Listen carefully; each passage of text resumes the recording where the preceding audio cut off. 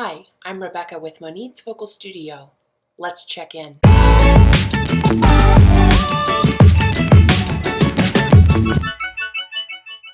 Including Taylor Swift, Shakira, Keith Urban, John Mayer, Ringo Starr, Michael W. Smith. Hi, I'm Rebecca with Monit's Vocal Studio, and today's interview features Caitlin Evanson, an old friend of mine that I knew way back when I lived in Bellingham.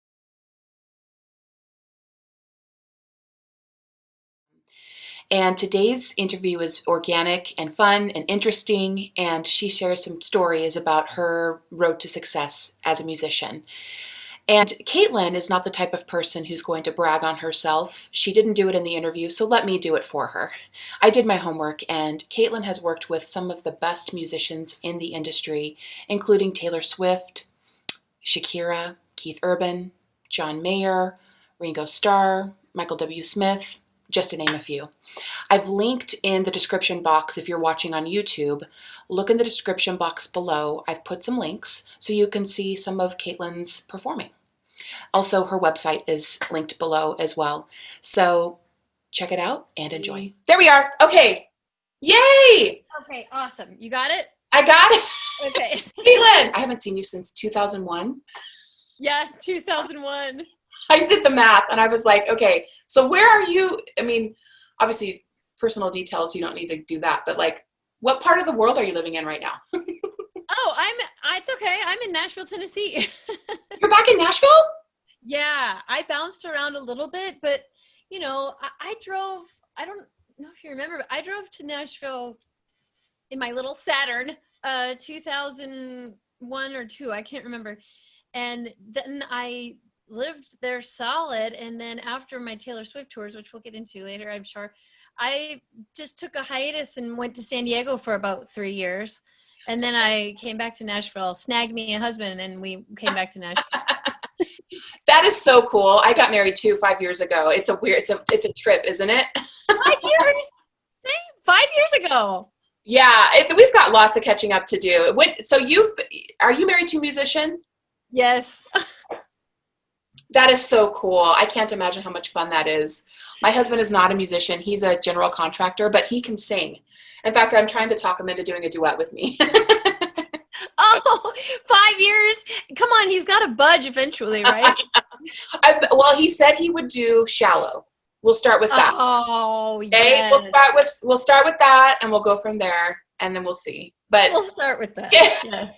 So real quick, before we plow, I thank you, first of all, for taking the time, because I know my students will just appreciate things that you have to share and your experiences, because your experiences have been similar to some of theirs will be. So where are you today as a musician? Like, what kind of gigs are you doing today? And then we'll go back in time. That's a great question for what's happening right now in the world with COVID and everything. What in the world are we doing as musicians, right? Yeah. Okay. Out of the vast universe of things that I've been lucky enough to be able to get my paws on and do in the world of music, it's right now for me, it's been about being cornered into being my own machine. Like, I'm used to showing up in the lobby on tour and having them say, show up here, wear this, play this, do this, look like this. You know, I'm always a part of a big machine. And when COVID hit, we couldn't tour. No one's going to go into an arena, you know, et cetera. And I've been saying I've been cornered into creativity. And by that, it means I really was I was forced to do the thing that I have been procrastinating for 10 years on, which is to learn my recording equipment, to be able to work with my clients that I'm doing right now through Airbnb experiences and songwriting virtually, which means I had to learn the gear. I had to do the stuff that scared me. So I'm kind of a one-woman show right now. I'm able to do the work that I have all virtually. Songwriting, in the midst of my own solo duo with my buddy, and it's the best story. I hope we have time for it. Oh, yeah. Okay. So I'm writing my own music the way I want to do it. We're recording it together the way we want to do it. I'm laying my vocals right here in my studio with my mic, no one telling me anything. It's so fun to be my own boss. Yeah. if you can make yourself do it, and then it is great to be your own boss. So Right. I'm doing my own project. I'm having a blast with it. And when people send me sessions, because they need a vocalist or a violin or strings or fiddle, they send it to me here, and I get to work on it and send them back to them. That's so cool. Nice.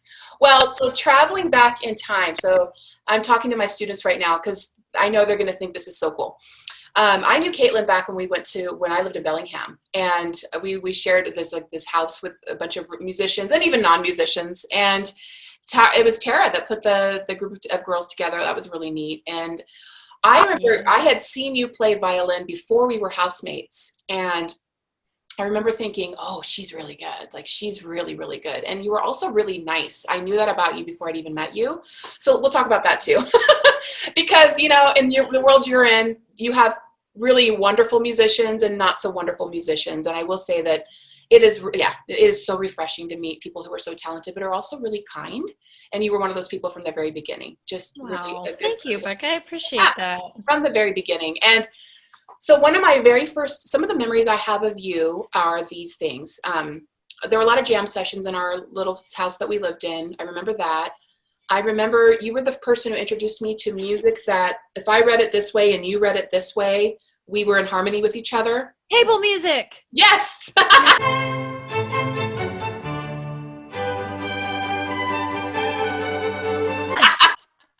It was so fun. I thought that was so great. I thought that was like, this is so cool. This exists. You're the first person to tell me about it.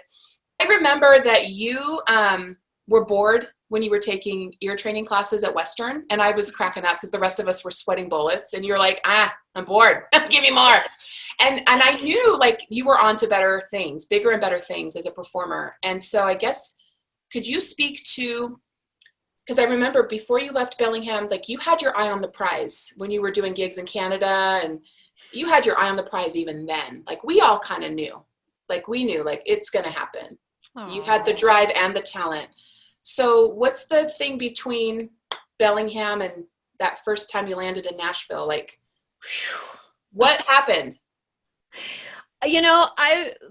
Somebody just asked me that recently, and I am likening it to ziplining, but you might be connected and you might not, and you don't know, and you just have to step off and hope that you make it across. That's kind of what it felt like, because guys, I'm not saying you should do this, but I didn't think through much purposely, because if I thought too much about it, I knew I wouldn't do it. So when I did that drive in the middle of winter from Bellingham all the way down to Nashville in a Saturn, I knew one person down here. I barely knew one person down here who kind of sold me up the river once I got here, actually. So when I got here, I was a mess. I was crying. I was disheveled. My family and I are so close that it broke my heart to leave them, and I had zero support here. And I think it. So I was terrified. I immediately wanted to come home. I didn't have any friends. I didn't have a job yet. So it was really scary. Well, now I don't want to begin how I got going unless you want.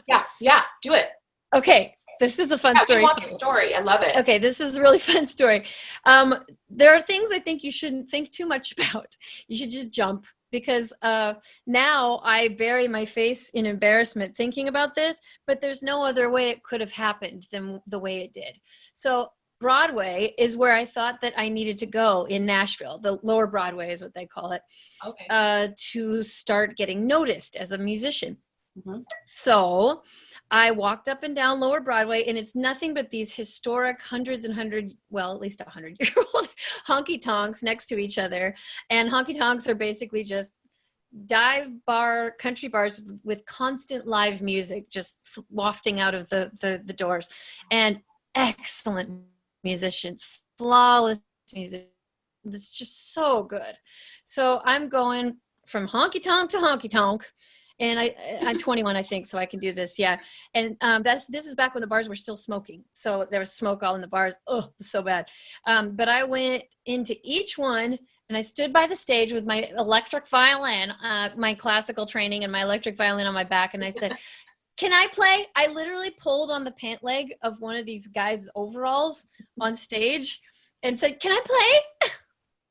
In the middle of their set. Who do I think I am?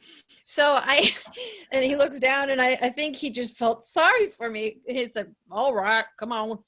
So I climb up there and I think, well, I'm a classical player. That means I can play anything. This stuff is probably nothing, right?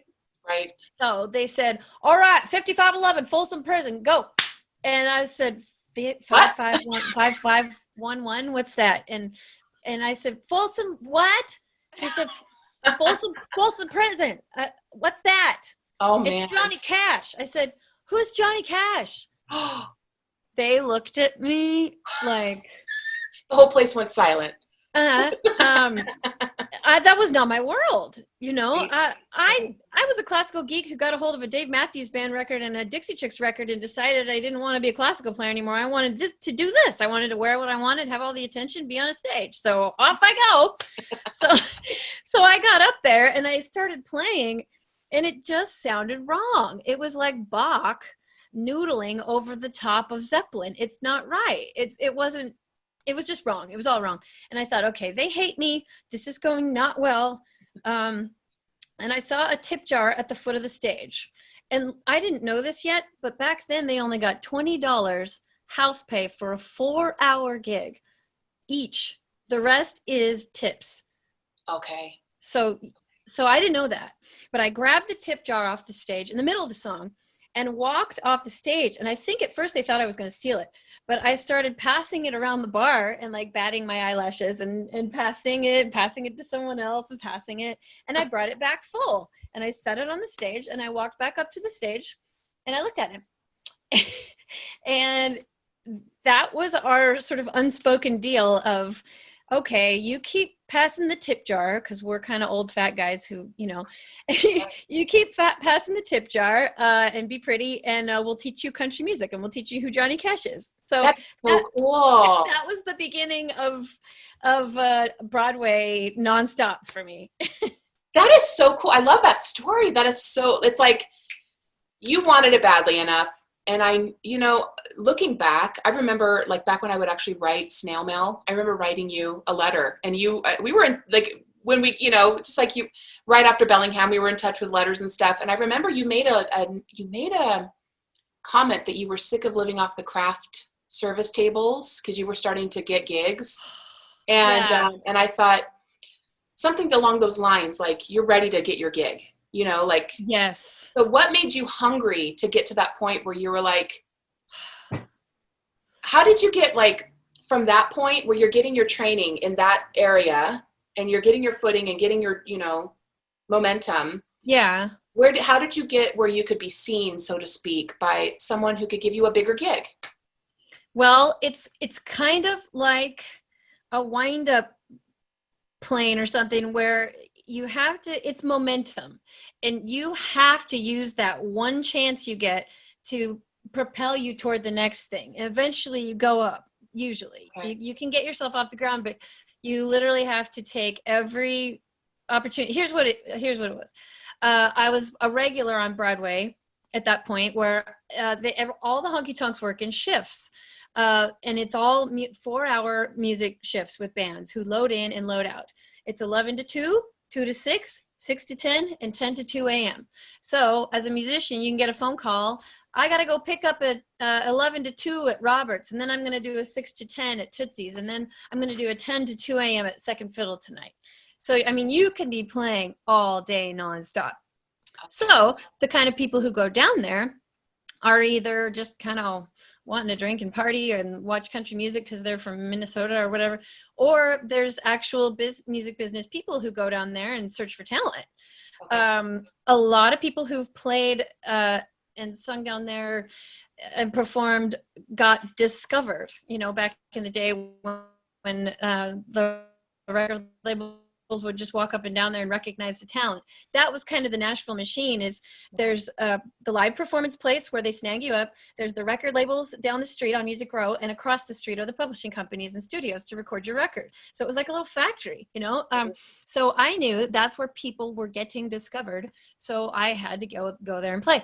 So eventually, just when I thought, I can't do this anymore, I'm exhausted. If I have to play Devil Went Down to Georgia one more time for $2, I don't know what, you know. And a family came in, and they were looking for a fiddle player for a USO tour that they were doing for the Army, for the military. Yeah. And they came up to me afterwards, and he said, "Hi, my name's Phil, and my daughter's the lead singer of our family band, and we're going to do a USO tour, and I'd love for you to come and jam with us at our house and see if it could work out a little bit." And so I did, and I became friends with this family, and they're so darling. To this day, I still keep in touch with them, and it's been almost 20 years since I moved here. It has been 20 years since I moved here. So anyway, we did a USO tour. It's the first time I got to see outside the US. I got to go to Italy. I went to, and you know, at military bases, you're not going to the touristy, you know, Rome and Naples, and you're going to these places in the country, Latina and Gaeta, and it was such an experience. The food, that is what made me hungry, is coming back from that tour. By the way, coming back from that tour, breaking even, but I didn't even care. These are the conversations, kind of bringing it into, you know, students that I work with. What happens is I often have students who are really talented, but are lazy, because they're big fish in a really small pond around here. And then I have my worker bees that are, they work really hard, but they may never, you know, go on to have a solo career or do anything big, but they just love it and they want to be the best at what they can be. And it's hard to find the balance between the two. And I would say you have that balance because you start really young and you have the skill level, but you also have the drive. And it seems like without both of those things, you know, for people that want to do something with their skill and their talent and their gift, you've got to have both. Is that true? I think so. I think that they can be developed, but I think the want has to be number one. The want? The want. Like you said, you have to want it more than your competitor. And yeah, I will say that I can get obsessive, and I think that's just the nature of the artist. And it was, in my mind, when I was younger, to be honest, not the healthiest obsession. You know, I was so obsessed to get this thing that most other things didn't matter. Because of it, I was willing to sacrifice a lot. I was barely making any money. I sacrificed my close every day with my family, you know, but I wanted it bad enough to do that. So the want for me was the first factor, and I developed everything around it. All I knew is that I wanted it really bad, and the rest I learned.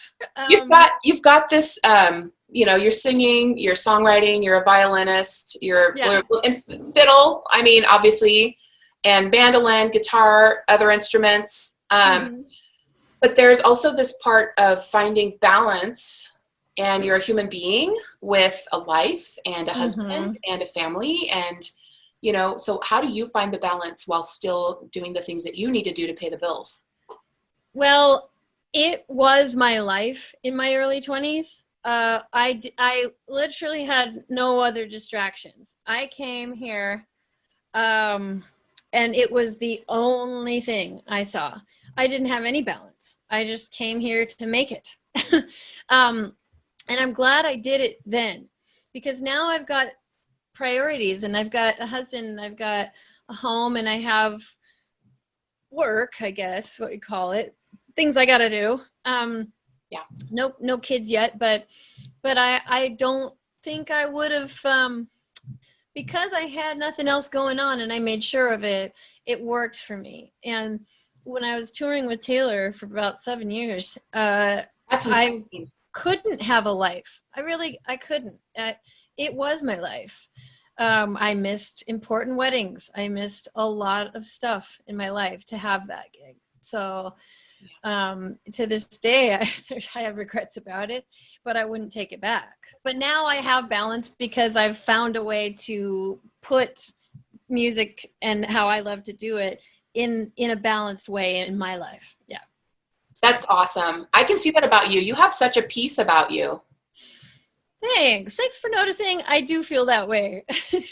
I do. I feel like I kind of got to do all my crazy stuff, and now I'm going to do it my way, you know? That is so cool. And you're songwriting right now, right? Yes. Yeah. And you've always been a songwriter. I have, right? but I didn't want to. But when I was in Late Tuesday, my old girl band that Becca knows, right.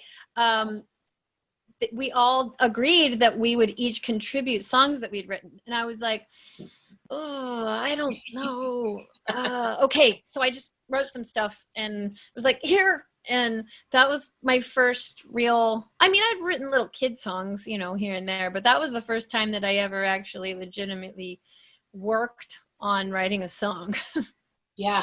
That was that first album that I remember that came out. That was really cool that Tara had that whole thing. I thought that was really fun.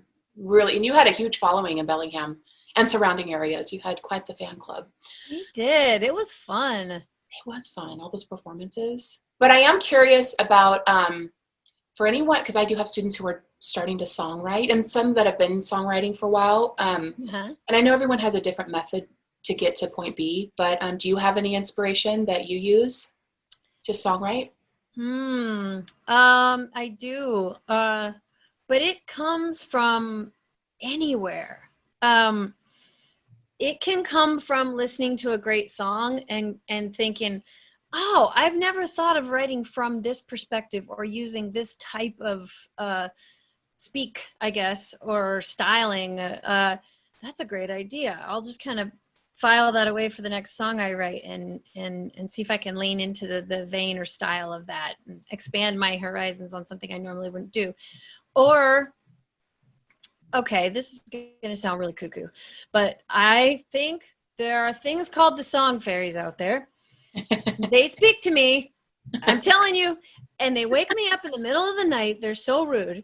It's like 2 or 3 in the morning, and I get some kind of reoccurring melody in my head that I've never heard before. And granted, I'm sure there's nothing new under the sun, but it's new to me. And it just goes on and on and on. And if I don't just sing it into my recorder before I go back to sleep, it's gone the next day. And so I do it, and I have hundreds of them. And they just do it at night, and I don't know why. And then sometimes it'll be a melody. For me, songwriting is 3 things, 3 components. It's the music, it's the lyrics, it's the melody. Those are the most powerful elements of the song, I think. And so all of those little elements come to me at the strangest times. And I think if you show up and you tell them you're listening and you're waiting, they'll talk to you when they're ready, but they do. And you know it because it came out of nowhere sometimes. Seriously. So anyway, the song fairies. I love it. You've been writing, and I love it. It's like, it's pretty cool. Everyone has their method. And so one more question I have for you. Any insight for that kid that's just, they're taking private lessons and they're in high school and they look around and the world's gone mad and they still want to have a career as a singer, performer, songwriter, or whatever. Any wisdom for that kid? The power is in your hands right now. It is incredible how it is not in the hands of the big business anymore. It's not in the hands of that big record label who's selling a record that someone hands cash to someone and buys and holds, and all those royalties go to that artist. No more of that. I know people, YouTube stars, who make $200,000 a month. Just they started a YouTube channel. They sacrificed it all. They were dedicated, and they loved it. The root of it was that they loved it, and they post their music, or they post their video, or they post their funny thing, and it's incredible. Like, you can make an income from that. You can build a fan base from that. If you understand your online world, And you can be self-sufficient or learn with friends and partners, friends that can show you how to use recording equipment, friends that can collaborate and co-write with you on the things you don't know how to do, so that you're not overwhelmed and feel like you have to do it all. Yeah. The sky's the limit. Just the reins are in your hands. You just have to know it. It's so great to talk to you. I love doing. It's great to talk to you too, guys. Whoever's going to be watching this, I haven't talked to her in years and years and years, and there's just so many things I'm dying to ask her. But we'll catch up. I'm sure. We will. I know. I'm like, yeah. We'll have to actually have a conversation where you and I can just talk candidly about life sometime. I'd love to tell you what's been going on and hear more. But I certainly know that my students will just love to hear what you have to say, because I think sometimes they feel like you have to be, I don't know, like they forget that they too can do this if they really want to, you know? Yes. It just looks a little different right now. It's a different formula. It's a different world, but you can fit into it. There's this whole community of people your age, because I just hung out with a bunch of them recently this week, who can't wait to learn, who can't wait to be kind and accepting to you, who can't wait to share their love of music with you and hear what you're doing too. Yeah, that's so good. Your people are out there. Yes. Yes. Well, thank you again. It was so good to talk to you. And talk to you. Yeah, it's been ages, but I'm so happy for you. Seriously, this is great. And thank you, Becca. I will be in touch, my friend. Okay.